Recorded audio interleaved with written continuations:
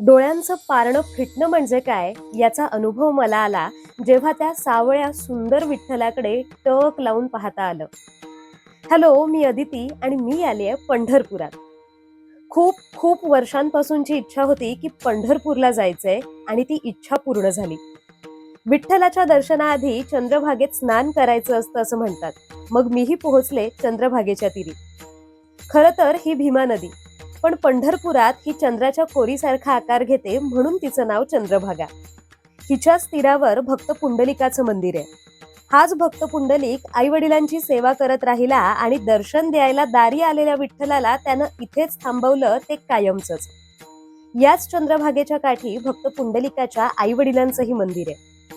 चंद्रभागेकडून विठ्ठल मंदिराकडे जाताना वाटेत कृष्णाचं एक मंदिर लागतं. तिथे तीरावर इतकी गजबज आहे, पण या मंदिरात फार फार शांतता आहे. चंद्रभागेच्या इथे आपण जाऊन आलो, तिथे आपण भक्त पुंडलिकाचं दर्शन घेतलं आणि आता आपण जाणार आहे विठ्ठलाच्या दर्शनासाठी. मंदिरात मोबाईल अलाउड नाहीये म्हणून विठ्ठलाचं रूप डोळ्यातच साठवून घेतलं आणि मग